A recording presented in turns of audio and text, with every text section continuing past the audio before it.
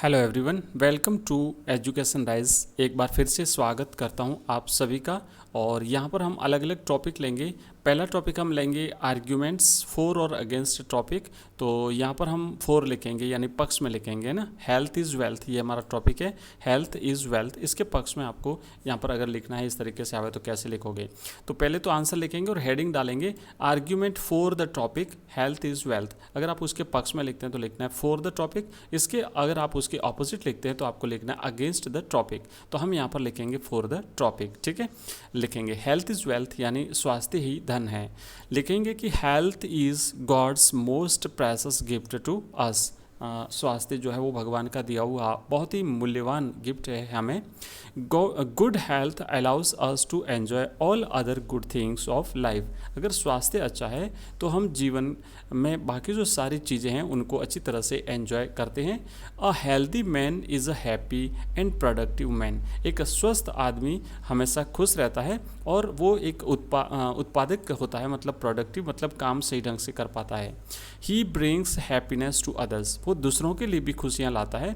A person gifted with sound physical and mental health is valuable to the society and country.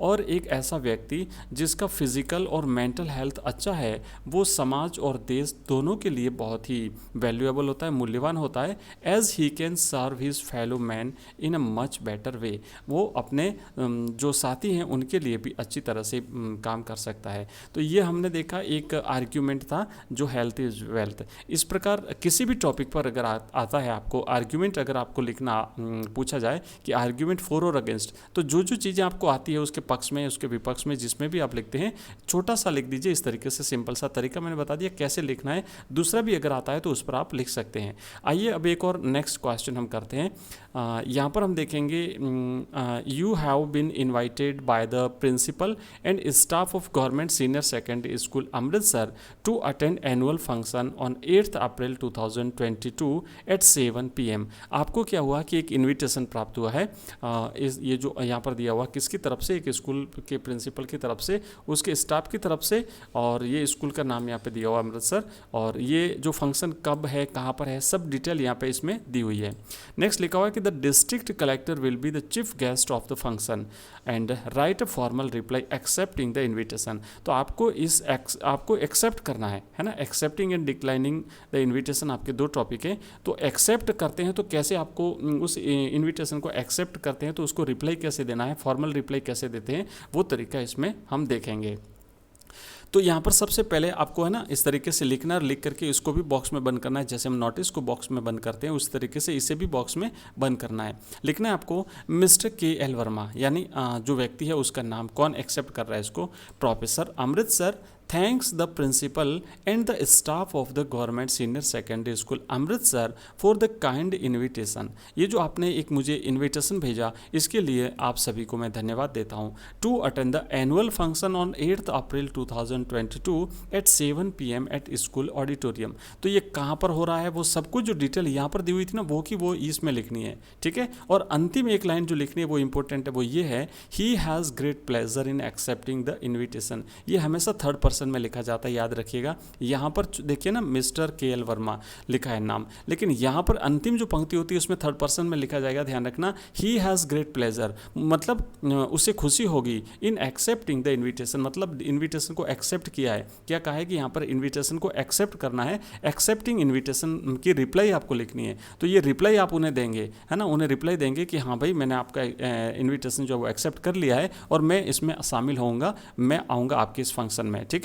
तो इस तरीके से एक अंतिम लाइन जो है वो आपको लिखनी है, he has great pleasure in accepting the invitation, मतलब आपका इन्विटेशन जो है मैं स्वीकार करते हुए मुझे खुशी हो रही है, मतलब वो व्यक्ति इसमें शामिल होगा।